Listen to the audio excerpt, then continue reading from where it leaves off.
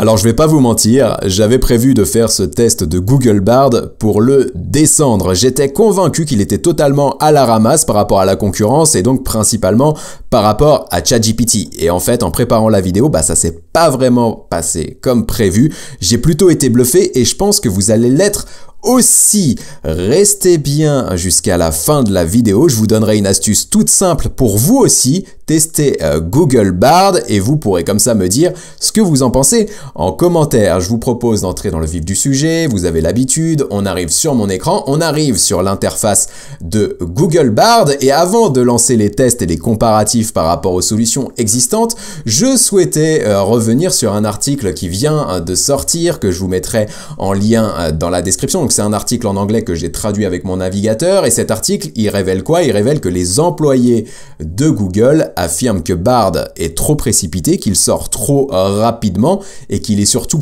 pathétique par rapport à la concurrence. Et donc pour tester Google Bard, première fonctionnalité que je souhaitais analyser, c'est la fonctionnalité connexion à Internet et donc pourquoi pas la capacité à résumer un article en ligne. Quand on arrive sur Google Bard, à l'heure à laquelle j'enregistre cette vidéo, il est uniquement disponible aux États-Unis. C'est pour ça que l'astuce que je vous donnerai en fin de vidéo vous aidera à l'utiliser et à vous-même faire vos propres tests. Mais donc, comme il est disponible qu'aux États-Unis, il est disponible qu'en anglais aujourd'hui et donc vous devez rédiger vos prompts en anglais et les réponses sont en anglais. Petite astuce malgré tout, quand vous êtes sur votre navigateur, vous avez la possibilité de faire un clic droit, de cliquer sur traduire en français et donc toute l'interface sera traduite en français. Ça va pas vous épargner d'avoir à rédiger vos prompts en anglais, mais là vous pouvez passer par une solution de traduction ou pourquoi pas demander directement à ChatGPT de traduire vos prompts. Et donc ici on lui a demandé de résumer l'article de ZDNet ici présentant l'avis des employés de Google et donc on lui a demandé de nous donner les points clés de cet article.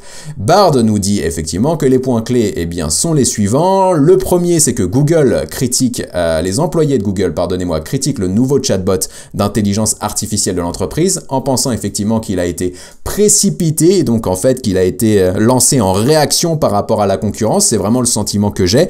Vous me direz ce que vous en pensez en commentaire, mais on a vraiment la sensation de l'extérieur que Google était assis dans un fauteuil, leader sur son marché, qu'il savait que l'intelligence artificielle allait arriver, mais qu'il avait sans doute pas anticipé que ça arriverait aussi rapidement et donc ils ont lancé Google Bard comme ça en phase réaction et le problème c'est que la solution elle n'est pas vraiment à la hauteur de ce que attendent en tout cas les employés de Google. Ont-ils raison, ont-ils tort? Eh bien les tests de cette vidéo pourront donner déjà une ébauche de réponse. Un point important dans l'article que je souhaitais vraiment vous mettre en avant, c'est celui qui dit que les employés de Google révèlent que l'équipe éthique de Google a vraiment été découragée par les problématiques autour de Google Bard. Et ça, c'est vraiment un point central. Pourquoi? Parce que l'éthique et la gestion des biais, c'est un point crucial dans l'intelligence artificielle. Si ça n'est pas au point, du coup, votre solution n'est vraiment pas performante et ça peut poser des problèmes de sécurité, des problèmes aussi de bad buzz, etc. par rapport à la marque. Ça peut fragiliser une marque et donc c'est vraiment problématique. Donc ce point, on va pas pouvoir l'analyser un tout petit peu quand même dans cette vidéo, mais effectivement ça, je pense que si c'est avéré, c'est vraiment une problématique quand même du côté de Google Bard. Le point aussi qui est intéressant dans cet article, vous avez sans doute vu passer cette information-là parce qu'elle avait quand même buzzé un petit peu sur les réseaux sociaux. On a le PDG de Google, Sundar Pichai, qui a même comparé en fait Google Bard à une Honda Civic coupée, alors que les autres solutions comme ChatGPT sont vraiment des voitures de sport ultra premium. Donc ça veut quand même tout dire. Si le PDG aujourd'hui a cette vision de Google Bard, c'est sans doute qu'il y a quand même un retard à rattraper par rapport à la concurrence. Les critiques des employés soulèvent des questions sur l'engagement de Google en faveur de la qualité et de l'éthique dans son développement de l'IA. Voilà, c'est ce qu'on disait précédemment. Est-ce qu'on n'est pas plutôt dans la réaction, la précipitation, alors qu'on devrait pour l'instant, effectivement travailler de notre côté sur la solution, faire en sorte que les performances et l'éthique soient vraiment au rendez-vous et ensuite lancer la solution, même si on arrive un peu plus tard dans la bataille. Ça, c'est effectivement une question qui se pose. Donc, premier test de Google Bard, résumer un article connecté en ligne, il n'y a aucun souci par rapport à ça, on a vraiment un résumé. Vous allez voir que plus tard, on va essayer de résumer une vidéo YouTube et on va essayer de résumer un PDF, on verra si les résultats sont aussi qualitatif. Deuxième chose que je souhaitais vous présenter, eh bien finalement, c'est de demander à Google Bard quels sont les avantages de cette solution par rapport aux solutions concurrentes. Donc ChatGPT, vous allez le voir ensuite, Bing Chat. Donc on va traduire en français ici la solution Bard pour avoir vraiment une facilité de lecture aussi pour vous. Et donc on lui demande quels sont les avantages de Bard par rapport à ChatGPT, et donc il va nous donner certains avantages. La précision, il va nous dire effectivement qu'il a été entraîné sur un volume de données important et qu'il est plus précis dans les réponses. Bah, on pourra le valider ensemble dans les tests. Il nous dit qu'il est plus créatif que ChatGPT. Ça, vous allez voir, j'ai vraiment été bluffé. J'ai fait des tests de créativité qu'on verra un tout petit peu plus loin dans le comparatif. Et c'est vrai que c'est plutôt pas mal à ce niveau-là, il y a vraiment de belles choses, vous allez voir, je pense que c'est assez bluffant. En termes d'actualité, bah effectivement, comme c'est connecté à Internet et que c'est Google derrière ça, effectivement, il a accès à des informations toutes fraîches et nombreuses. Et donc là, je peux comprendre effectivement que par rapport à ChatGPT, on soit dans un avantage concurrentiel. En termes de sécurité, bah là, ça va complètement à l'encontre de ce qu'on vient de voir de la part des employés de Google qui nous disent d'un point de vue éthique et d'un point de vue sécurité, c'est pas encore ça et on ne devrait même pas proposer cet outil pour l'instant parce qu'il n'est pas prêt. Effectivement, donc là il y a une petite, voilà, un petit paradoxe de ce côté-là. Et enfin, le dernier avantage, et vous allez voir que c'est un avantage que je confirme également, c'est vraiment une facilité d'utilisation. C'est simple d'utiliser Google Bard. On pose la question, on a la réponse. Et ce que je rajouterais moi de mon côté, et vous allez le voir puisque j'ai une connexion vraiment mauvaise et je vais pouvoir tester quand même en live en posant des vraies questions et en voyant la réponse, je trouve que la réponse s'affiche vraiment très rapidement par rapport à ce qu'on a sur ChatGPT, même sur la version ChatGPT+. Donc voilà pour les avantages de Bard par rapport à ChatGPT selon Google Bard. On va essayer de les valider et on lui demande la même chose pour Bing Chat et vous voyez qu'il répond à peu près les mêmes choses ici, à part qu'il ajoute un côté polyvalence en disant que Bard peut être utilisé pour un large éventail de tâches. On va pouvoir tester ça justement, différents formats de réponses notamment. Il parle aussi de mise à jour en disant que Bard est constamment mis à jour avec de nouvelles informations et fonctionnalités, ce qui n'est pas encore le cas ou pas forcément le cas de Bing Chat. Et donc derrière, juste pour voir, je voulais tester et ça va me permettre de vous montrer une fonctionnalité clé dans Google Bard. En fait, je lui ai demandé, du coup, la question inverse, quels sont les avantages de l'utilisation de ChatGPT par rapport à Bard? Voilà, on a les avantages de Bard par rapport à ChatGPT, mais quels sont les avantages inverses? Et je voulais voir justement s'il se contredisait pas de son côté. Et effectivement, ici, il ne se contredit pas. Il nous dit effectivement que la vitesse est plus rapide sur ChatGPT que sur Bard. Ça va à l'encontre de ce que moi j'ai pu remarquer dans le test. Il parle de coût en disant que ChatGPT pour l'instant est gratuit, en tout cas en partie, et que Bard est en phase de développement, donc il n'est pas accessible au public. Il parle de la confidentialité en disant que ChatGPT n'est pas aussi étroitement intégré à Google que Bard, ce qui signifie qu'il peut être plus respectueux de la confidentialité. Là, c'est peut-être justement un bout de réponse qui pourrait expliquer aussi l'avis des employés de Google. Et enfin, on a une partie personnalisation où on dit que ChatGPT peut être personnalisé dans une plus large mesure que Bard. Ok, voilà pour les avantages. Donc, on a les avantages. On va pouvoir valider ça dans le test de la vidéo. Et donc, la deuxième chose que je souhaitais faire dans ce test, bah, finalement, c'est de lui poser des questions par rapport à l'actualité, puisqu'il est connecté à Internet. Je m'attends à avoir une réponse. Et donc, première question que je lui pose, je lui demande quel est le score actuellement des championnats du monde d'échecs qui sont en train de se dérouler à l'heure à laquelle j'enregistre cette vidéo. Et en fait, on avait fait le test sur Open Assistant. Je vous mettrai le lien de la vidéo qui s'affiche à l'écran dans la description. En fait, on avait posé aussi cette question à Open Assistant qui est a priori connecté aussi à Internet. Et on avait eu des réponses complètement farfelues qui étaient à côté de la plaque par rapport à ça. Et donc là, quand on va dans Google Bard, on lui pose la question. Donc il me répond avec un jour de retard. Aujourd'hui, on est le 24 avril, l'heure à laquelle j'enregistre la vidéo. Il me répond en me disant qu'aujourd'hui, on est le 23. Donc il a quand même un jour de décalage. Mais il me donne la réponse qui est correcte, effectivement, ici. Donc les championnats du monde d'échecs sont bien entre Nepomniachtchi et Ding Liren. Alors il nous donne pas le nom de Ding Liren ici, et le score c'est vraiment ça à l'heure à laquelle j'enregistre la vidéo, en tout cas à l'heure à laquelle lui est situé, donc le 23 avril. Et donc la fonctionnalité que je voulais vous présenter dans l'onglet d'avant et que je n'ai pas fait, c'est que ce qui est pas mal avec Google Bard, c'est qu'en fait il nous propose différents drafts draft de réponses. Je vais retraduire l'écran pour que ce soit pratique pour tout le monde de suivre ici. Donc on va passer en français, voilà, en traduisant avec le navigateur. Et donc en fait, vous voyez ici qu'il y a plusieurs drafts, plusieurs brouillons de réponses. Et donc on a le premier ici, mais qu'on a le deuxième. Et donc là, derrière, il nous donne carrément, et c'est génial, je découvre ça en même temps que vous, puisque je l'avais pas déroulé, en fait, les différents brouillons. Le brouillon 2, il nous donne un score en nous disant effectivement que le score est de 4,5 contre 3,5, ce qui était le cas. Après 8 matchs, il nous dit que c'est 4-4. Donc là, non, par contre, c'est pas le cas, je crois. Ça sera validé, mais je crois que c'est une fausse réponse par rapport à ça. Et donc, ce qui est intéressant, en tout cas, le potentiel qu'on peut avoir justement ici, c'est qu'il nous donne finalement les résultats des matchs. En nous disant le 14 avril, il y a eu un match, donc dessiné, c'est pas du tout ça la traduction, le mot en anglais c'est draw pour match nul en fait, donc dessiné c'est une mauvaise traduction du navigateur, c'est match nul ici. Donc on a eu des matchs nuls, on a eu une victoire de Nepomniachtchi ici et beaucoup de matchs nuls. Donc là je pense que dans les résultats il y a des erreurs par rapport à ça, parce que je sais qu'il y a eu des victoires aussi de Ding Liren. Donc la réponse n'est pas forcément exacte dans le draft 2, elle est bonne dans le draft 1, elle est pas exact dans le draft 2, mais le potentiel de la réponse est plutôt intéressante.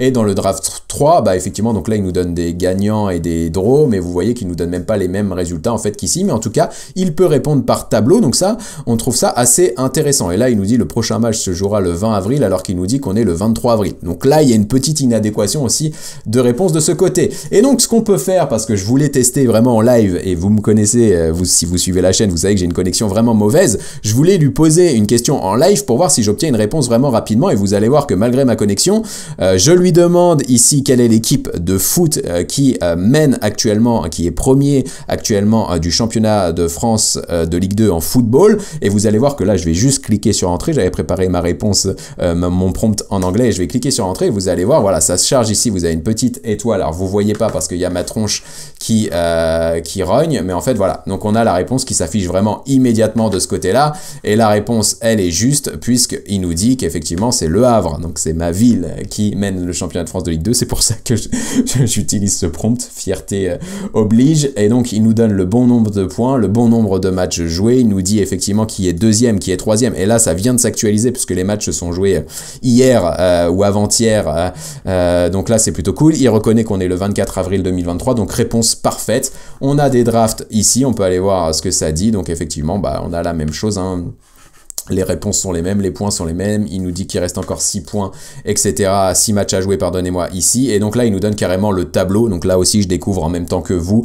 Ça, je trouve ça vraiment pas mal. On a le classement du championnat qui s'affiche directement dans Google Bard. C'est plutôt cool par rapport à ça. Et donc, effectivement, on a les 10 premiers ici. Alors, par contre, il y a des erreurs puisque Toulouse joue en Ligue 1.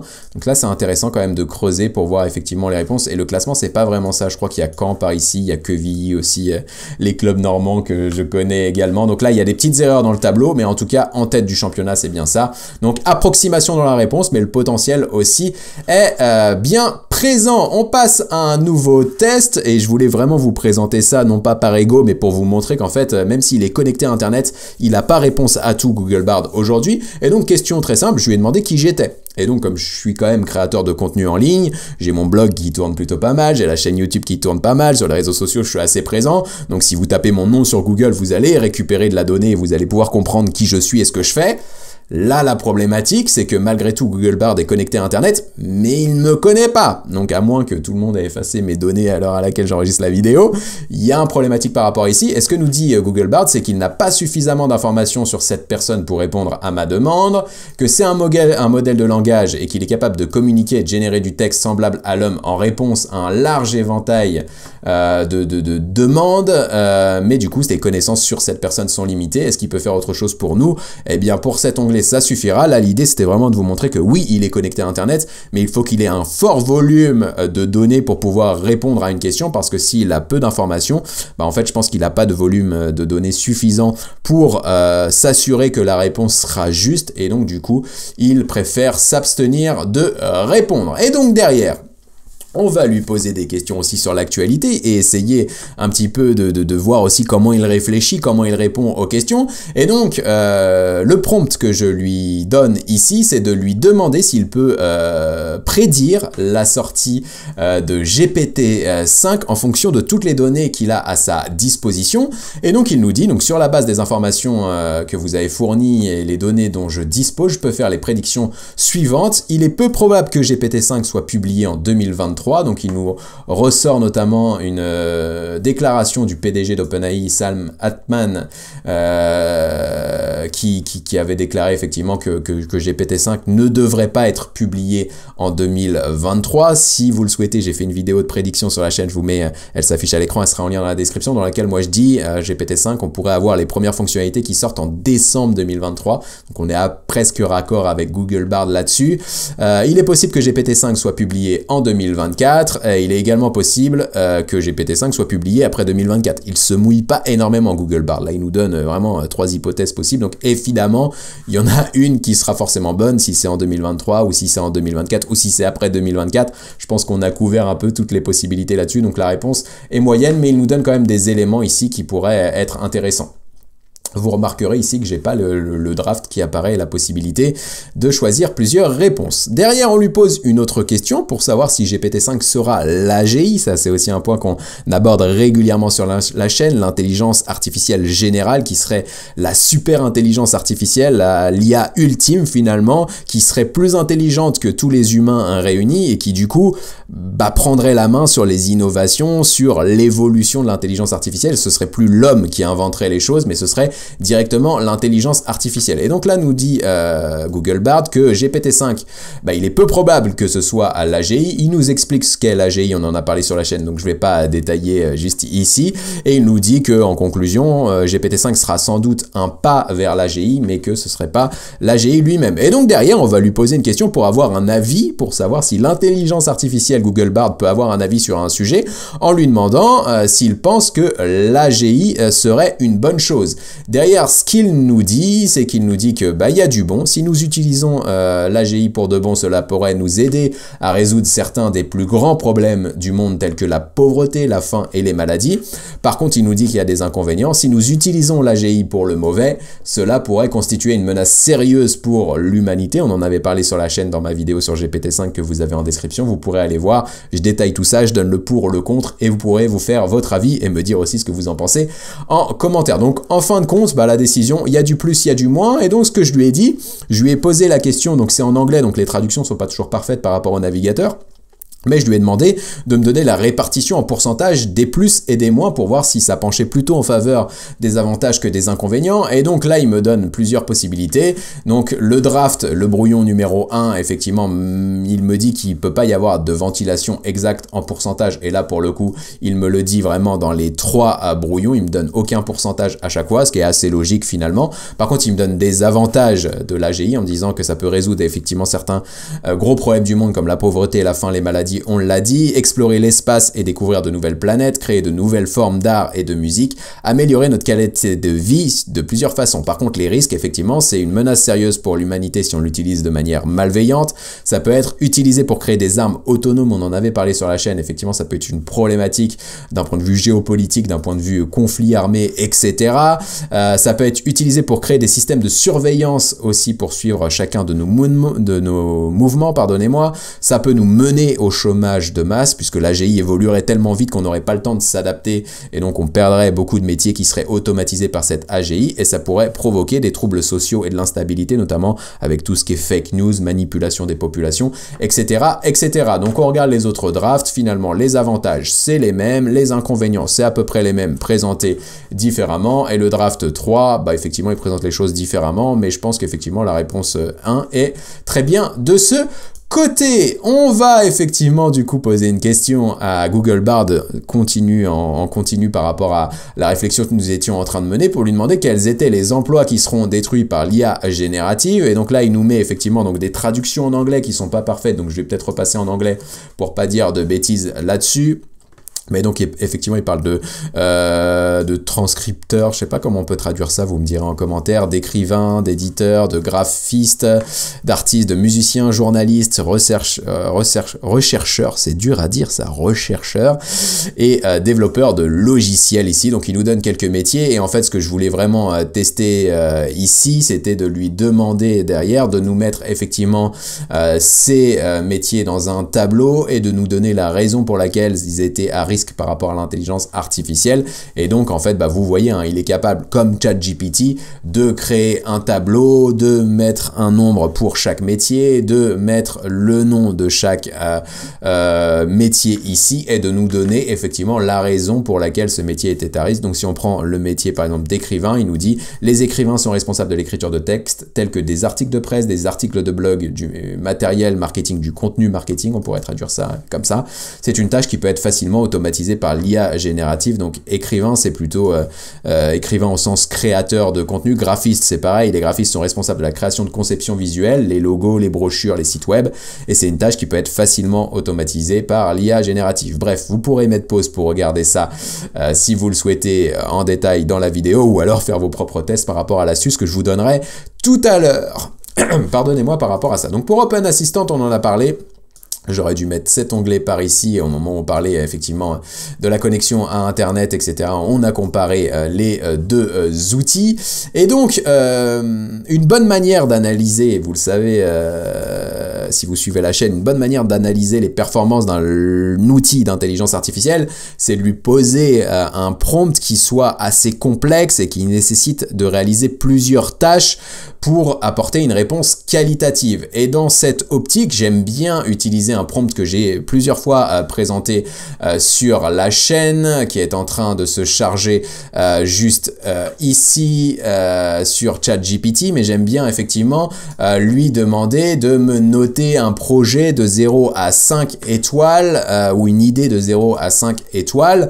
Et du coup, on va essayer de faire la même chose ici sur Google Bard pour voir comment ça se passe. Et donc l'idée, effectivement, c'est de lui demander de se positionner comme un critique dans divers domaines d'activité, un expert dans l'analyse et l'évaluation de l'idée, et lui demander de noter toutes les idées qu'on lui soumet sur un barème de 0 à 5 étoiles. Donc on va le faire sur Google Bard, on va regarder ce que ça dit, et ensuite on fera le test sur ChatGPT pour comparer la performance entre les deux outils. Donc on lui a posé le prompt ici, je vous mettrai le lien de ma base de prompt dans la description, dans laquelle vous pourrez retrouver ce prompt et plein d'autres que vous pourrez copier-coller directement dans vos outils d'intelligence artificielle. Et donc là, on lui demande s'il a bien compris le prompt. Il nous dit oui, je comprends et qu'il va faire de notre mieux pour nous aider. Et donc, on va lui donner notre idée. Notre idée, c'est je veux investir toutes mes économies dans les crypto-monnaies pour les multiplier par 10, donc avoir 10 fois plus d'argent et pouvoir acheter une Lamborghini. Ouais, je suis motivé aujourd'hui, donc on lui propose cette idée. Et donc, ce qu'il nous dit derrière, c'est qu'il comprend le désir d'investir dans les crypto-monnaies pour multiplier nos économies,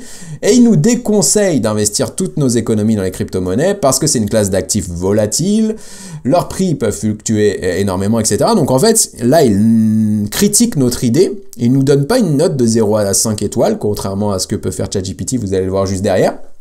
Mais en tout cas, elle critique notre idée de manière assez pertinente, et donc derrière, il nous dit que si on décide d'investir dans les crypto-monnaies, eh bien, il faut qu'on fasse des recherches pour investir uniquement sur les bons projets, et surtout investir ce qu'on peut se permettre de perdre, etc., etc., etc. Et donc, l'idée aussi de ce prompt, eh bien, derrière, c'est de demander à l'intelligence artificielle d'améliorer notre idée pour que ce soit une note qui devienne 5 étoiles sur 5, du coup, que ce soit, entre guillemets, l'idée parfaite. Et donc là, je lui demande d'améliorer mon idée pour la convertir en idée parfaite, et donc là il nous dit qu'il faut faire nos recherches, qu'il faut investir seulement ce qu'on peut se permettre de perdre, diversifier notre portefeuille d'investissement et fixer des objectifs financiers réalistes. Et là pour le coup, c'est léger, c'est très léger si on compare notamment à ce qu'est capable de faire ChatGPT, GPT-4. Donc là, vous voyez, je lui ai donné la même idée pour investir mon épargne dans les crypto-monnaies pour acheter une Lamborghini derrière. Il me dit que c'est une idée de 2 étoiles sur 5. Donc là, il est vraiment très sympa, hein. Je pense qu'il aurait pu dire 0 étoile sur 5 parce que c'est vraiment une idée pourrie.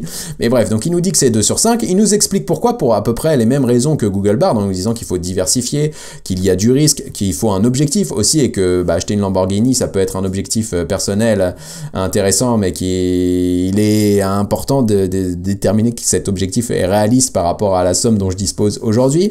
Il nous parle de planification financière, etc. Et donc derrière, vous voyez, quand je lui demande d'améliorer mon idée par rapport à ce qu'a fait Bard, alors déjà, on a une notation en étoiles ici qu'on n'a pas sur Bard, et d'ailleurs, quand je lui demande d'améliorer l'idée, bah, il passe en idée 5 étoiles sur 5, et effectivement, derrière, il nous donne des pistes, mais en fait il va quand même plus dans le détail en disant que on pourrait diversifier notre portefeuille, et donc il nous dit voilà, vous allez allouer une partie en crypto-monnaie, mais derrière vous allez investir dans d'autres actifs moins volatiles tels que des actions, des obligations ou des fonds indiciels, etc., etc., etc. Donc en fait vous voyez qu'il va quand même plus loin dans la réponse. Donc finalement ChatGPT par rapport à Bard, déjà le prompt il le traite de meilleure qualité en mettant vraiment une note sur 5 étoiles, et les réponses sont quand même plus détaillées aujourd'hui, sont plus précises. Donc voilà pour cette chose. Et donc maintenant, je vous ai dit en introduction que j'avais été bluffé quand même par la créativité de Google Bard, et c'est maintenant qu'on va le vérifier. Dans mon test d'Open Assistant, j'avais notamment comparé Open Assistant et ChatGPT en demandant aux deux outils d'écrire un clash de rap envers Emmanuel Macron, et donc GPT-4 s'en était bien sorti, contrairement à Open Assistant. Vous pourrez aller voir la vidéo en description si vous le souhaitez voir le comparatif. ChatGPT-4 s'en était plutôt bien sorti, et le clash de rap qui a été sorti ici était plutôt pas mal. Et donc j'ai fait le même test sur Google Bard. J'ai pas traduit encore avec le navigateur pour que vous puissiez voir quand même ce que ça dit derrière. On voit déjà effectivement qu'il y a des rimes en France, danse ici, qu'il y a quand même de la pertinence. Et moi ce qui m'a bluffé, c'est qu'en fait il a fait, donc il y a un rap battle mais entre Macron et les gilets jaunes. Et c'est là où c'est intéressant, parce qu'en fait Google Bard en fait récupère de la donnée sur internet, etc. Et donc il est capable de voir effectivement qu'il y a des conflits entre Macron et les gilets jaunes, et que derrière il va faire un clash de rap entre les deux qui s'opposent. Et donc là en termes de créativité, je trouve ça vraiment intéressant. Et si on traduit, alors forcément la traduction sera pas pertinente pour un clash de rap, et voilà, les passionnés de rap savent que le rap américain est le meilleur, quoique vous me direz ce que vous en pensez en commentaire. Mais donc effectivement, donc voilà, je suis Emmanuel Macron, le président de la France, je suis ici pour te mettre à ta place, alors n'essaye même pas de danser, etc.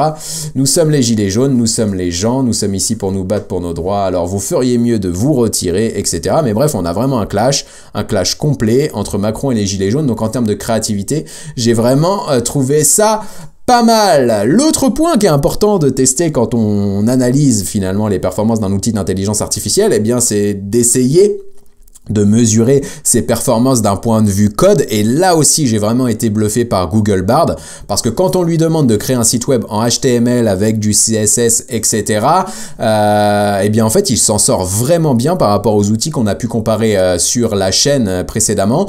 Et donc en fait on va lui dire ici, crée un site HTML avec du CSS pour nous présenter une liste de 5 blagues sur le marketing par exemple. Et donc vous voyez ici qu'il nous sort le code qui va bien, qu'il nous donne des blagues sur le marketing juste ici. Alors je vais essayer de vous en traduire une rapidement pour que ce soit intéressant. Combien de marketeurs ça prend pour changer une ampoule? Aucun, parce qu'ils l'ont automatisé. Ça c'est pas faux, elle est plutôt pas mal. Donc bref, il s'en sort pas mal, il rédige des blagues, il rédige le code. Et donc ce que j'ai fait ici, eh bien c'est que j'ai utilisé le même prompt de notation des étoiles, mais pour noter finalement le code généré par Google Bard. Je l'ai fait sur d'autres outils et les notes étaient toujours très mauvaises. Et bien là pour Google Bard, ChatGPT-4 nous dit que c'est un code de 4 étoiles sur 5.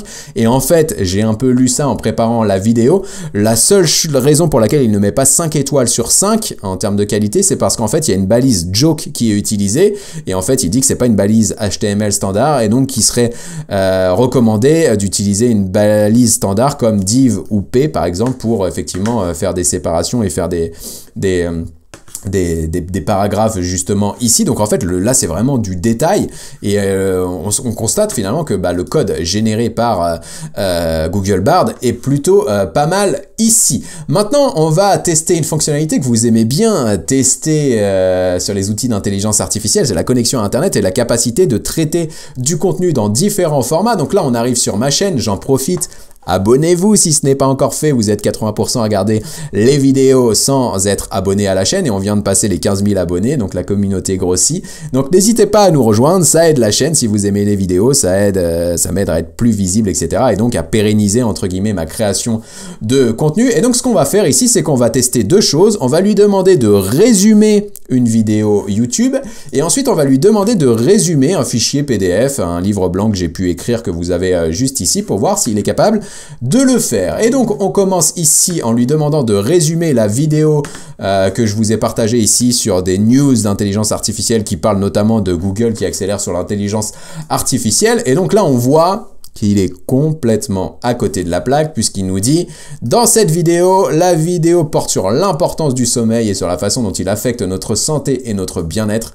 Complètement à côté de la plaque, c'est pas du tout le sujet de la vidéo, donc derrière on pourrait envisager que le résumé soit bon par rapport à ce que lui a compris, mais là pour le coup il ne comprend pas la vidéo YouTube et le résumé qu'il nous donne ici, ça ne fonctionne pas, c'est pas bon du tout. Donc là je vous encourage à aller voir ma vidéo qui s'affiche à l'écran et en lien dans la description sur les extensions Chrome, parce qu'il y a des extensions qui vous permettent de résumer justement des vidéos YouTube, vous pourrez découvrir ça tranquillement. Donc pour les vidéos YouTube c'est pas bon, et d'ailleurs on lui demande de résumer le fichier PDF que je vous ai montré précédemment juste ici. Et donc là par contre, il nous dit le PDF est un guide sur l'automatisation du marketing pour les entreprises B2B. Donc là il l'a bien compris, mais on pourrait aussi partir du principe qu'il l'a retrouvé dans l'URL ici puisque ça c'est écrit. Marketing, il y a B2B dedans. Il n'a pas vu entreprise innovante de ce côté-là, donc on va voir ce que ça dit derrière. Il nous dit donc que ça définit d'abord l'automatisation du marketing. Il nous explique ce qu'est l'automatisation du marketing et ensuite il dit que le PDF continue pour présenter les avantages de l'automatisation du marketing. Il présente certains avantages et ensuite il dit que ça présente les étapes à suivre pour réussir l'automatisation dans le marketing. Et donc si on va dans le sommaire un tout petit peu plus haut ici pour voir un petit peu le PDF, j'ai dû faire un sommaire. Voilà, il y a l'introduction, il y a les prérequis, il y a comment réussir le marketing automation, etc. Donc là on peut partir du principe qu'il est quand même en train de voir les bénéfices, etc. Donc là il serait vraiment en train d'analyser le fichier PDF. Et donc ça c'est plutôt pas mal. Donc les PDF ça fonctionne, les articles de blog, on l'a vu du coup avec l'article ici qui parle des employés de Google, ça fonctionne. Les vidéos YouTube, ça ne fonctionne pas du tout. Et donc dernier truc que je trouvais intéressant et que je souhaitais vous présenter vraiment, et c'est là aussi tout le potentiel de Google Bard par rapport à ChatGPT notamment aujourd'hui, c'est qu'en fait il peut nous aider à vraiment gagner du temps dans notre quotidien. Et donc par exemple ici je lui demande donne-moi la meilleure recette pour faire un mojito, et donc et je vais essayer de traduire avec le navigateur en français pour que vous puissiez regarder ça tranquillement. Et donc on lui demande la meilleure recette, il nous donne la recette, il nous donne les ingrédients qui vont bien pour faire un mojito. Donc on a bien la feuille de menthe, on a le citron vert, la cuillère à soupe de sucre blanc, le glaçon, ouais, je mets plutôt du sucre brun, vous me direz ce que vous en pensez en commentaire là-dessus, mais bon, bref, il nous parle de soda. Alors là je vois pas trop de quoi il parle puisque je pense pas qu'il y ait de soda dans le mojito, plutôt de l'eau gazeuse. Donc bref, c'est une recette, il nous donne sa recette, admettons, il nous donne les étapes ici, et il nous donne des conseils effectivement pour faire le meilleur mojito, donc notamment d'utiliser des feuilles de menthe fraîches, d'utiliser un rhum blanc de bonne qualité, etc., etc. Et surtout, en fait, l'avantage qu'il va y avoir à tout ça, c'est qu'en fait, vous êtes connecté à Internet, donc vous pouvez aller plus loin. Ok, j'ai la recette, maintenant, il va me falloir les ingrédients. Où est-ce que je peux les acheter au meilleur prix, etc., etc. Et bien ça, Google Bard peut nous aider. Donc en fait, il nous a donné la recette. Ce qu'on va lui demander derrière, c'est des endroits finalement pour pouvoir acheter ces ingrédients. Donc là où moi, je me situe dans la ville du Havre, j'ai précisé ici dans la ville du Havre parce que c'est Google Bard, parce que il est disponible qu'aux États-Unis, etc. Donc en fait, il n'y a pas la géolocalisation qui est faite, mais derrière on peut imaginer que demain quand Google Bard sera disponible pour tout le monde, eh bien cette question, pouvez-vous me dire, peux-tu me dire où je peux acheter ces ingrédients sans dire où on est, il saura nous répondre. Et donc là je précise quand même dans la ville du Havre pour voir un peu ce qu'il est capable de faire. Et donc donc il nous dit voici quelques endroits dans lesquels vous pouvez acheter ces ingrédients, donc des épiceries, des magasins spécialisés, des bars, et là il nous donne des exemples d'enseignes, donc Carrefour, Leclerc, Auchan pour les épiceries, c'est des mauvaises traductions, hein, donc là ça peut être supermarché notamment, et donc derrière il nous dit des boutiques spécialisées comme Nicolas, la cave du Havre, le comptoir des spiritueux qui existe vraiment au Havre, et en fait ce que j'ai fait derrière pour aller plus loin et voir un petit peu ce qu'il peut nous donner comme information, je lui demande s'il a les adresses et les horaires pour les lieux qu'il m'a proposé. Donc il me parle du Carrefour, du Leclerc, du Auchan, du Nicolas. Il nous donne les adresses juste ici.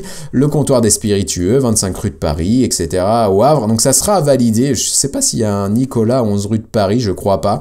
J'irai vérifier à l'occasion, mais là j'ai l'impression qu'il y a peut-être des approximations dans les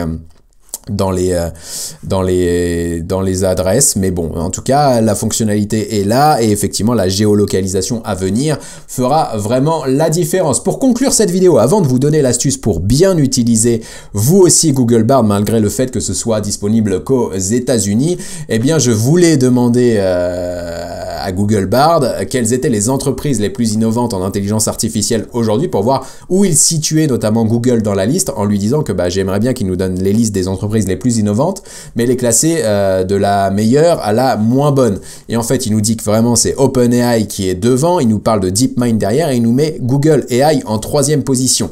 Ce qui est intéressant justement dans la vidéo que je vous ai mis ici, qu'on a essayé de faire résumer par Google Bard et qui sera en lien dans la description, j'explique notamment que Google accélère l'intelligence artificielle et qu'il vient de fusionner avec DeepMind. Donc en fait, le 3e et le 2e ont fusionné pour sans doute aller concurrencer OpenAI. Donc par rapport à ce qu'on vient de voir dans la vidéo, par rapport à l'avancée des performances de Google Bard, dites-moi en commentaire ce que vous en pensez. Est-ce que Google va rattraper son retard? Est-ce que effectivement la fusion avec DeepMind pourrait accélérer les choses? Comment vous positionnez OpenAI justement par rapport à tout ça? Ça m'intéressera de savoir. Et donc derrière, il explique qui sont chacune des entreprises, donc OpenAI, DeepMind, etc., etc.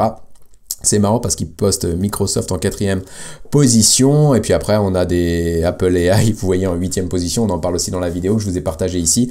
On a différents brouillons ici, c'est à peu près les mêmes présentations, c'est pas le même classement. Un coup il va mettre effectivement, je vois qu'il y a des petits changements, et ici IBM en 6e et là IBM est en 7e, mais le trio de tête ne change jamais, donc voilà par rapport à ça. Et donc l'astuce que je souhaitais vous donner justement pour que vous puissiez vous aussi utiliser Google Bard, c'est une astuce très simple, c'est du bon sens, mais en fait j'ai eu du mal à l'utiliser parce que cette astuce en fait elle consiste à utiliser un VPN et donc à choisir une localisation aux États-Unis, mais le problème c'est que si vous utilisez le navigateur Google Chrome pour essayer d'accéder à Google Bard, en fait vous êtes connecté à votre compte en France, il y a eu un historique de navigation en France, etc. Et même en navigation privée, j'ai eu des difficultés pour accéder à Google Bard via Google Chrome. Et donc ce que j'ai fait en fait, c'est que j'ai effectivement utilisé un VPN. Donc là je vais pas faire de pub VPN, je suis pas encore sponsorisé par des marques de VPN, la chaîne n'est pas encore trop connue pour ça, mais du coup il y a des VPN gratuits. Moi j'utilise ExpressVPN je crois pour ça. Bref, vous prenez le VPN qui vous va bien, vous mettez une localisation aux États-Unis, et ce que je vous recommande vraiment de faire, c'est d'utiliser le navigateur Brave que vous avez ici. Je vous mettrai le lien dans la description pour y accéder. C'est un logiciel qui est un navigateur qui est sécurisé, etc., qui vous garantit une meilleure navigation en termes de confidentialité et tout ça, et du coup c'était le bon navigateur finalement pour accéder à Bard en prétendant qu'on est aux États-Unis. Donc le combo VPN plus Google Bard va vous permettre finalement d'accéder ici à cette interface. Vous allez renseigner votre adresse email, ça va vous dire vous êtes sur la liste d'attente, mais rassurez-vous tout de suite, dans la journée vous recevez un email qui vous dit que c'est à votre tour de tester Google Bard. Moi je l'ai fait hier, j'ai mis mon mail et 2-3 heures après j'avais un email qui me disait c'est bon, c'est à toi de jouer, tu peux tester Google Bard. Donc voilà pour l'astuce, un VPN, le navigateur Brave que vous avez dans la description. Dites-moi ce que vous en pensez, est-ce que vous avez aimé ce test, ce comparatif complet de Google Bard par rapport aux solutions existantes? Est-ce que vous pensez qu'il va rattraper son retard? Moi personnellement, évidemment, je constate que les réponses sont un peu plus approximatives que sur ChatGPT, mais je vois le potentiel derrière ça. Je vois la connexion internet, je vois aussi le fait que Google Google, malgré tout, ça reste un leader sur le marché du web et donc ils ont les moyens financiers, ils ont les équipes, etc. pour avancer très rapidement. Donc en fait, je vois bien le potentiel de l'intelligence artificielle dans la navigation sur Internet, et vu que effectivement Google est un pionnier dans la navigation web, ça peut faire très mal. Donc voilà, j'ai vraiment été bluffé par ces tests. J'étais convaincu que Google Bard était complètement à la ramasse, limite autant que Open Assistant qu'on a pu tester sur la chaîne. Et en fait, il s'avère, effectivement, qu'en créativité, c'est plutôt pas mal. En code, c'est plutôt pas mal. Connexion Internet, il a des réponses plutôt pas mal. Donc, c'est plutôt pas mal à chaque fois. Mais c'est Google et donc le plutôt pas mal peut se transformer très rapidement en perfection. Dites-moi ce que vous en pensez en commentaire. Si vous avez aimé cette vidéo, vous pouvez vous abonner à la chaîne pour m'aider à grossir, à être plus visible, et vous pouvez mettre un like et aussi un commentaire pour aider cette vidéo à être bien référencée. Vous le savez si vous suivez la chaîne, je suis toujours très mauvais pour les conclusions. On m'a suggéré d'utiliser ChatGPT pour essayer d'avoir des conclusions qui tiennent la route, mais je trouve que ça fait mon charme, c'est le charme de la chaîne. On sait pas comment finir, donc on s'arrête comme ça. Je vous dis à très bientôt pour de nouvelles vidéos, des actus, des tutos, des démos, des tests, bref, tout ce qui concerne l'intelligence artificielle. C'était Ludo, je l'ai déjà dit. Vous voyez, je suis vraiment mauvais. Ciao.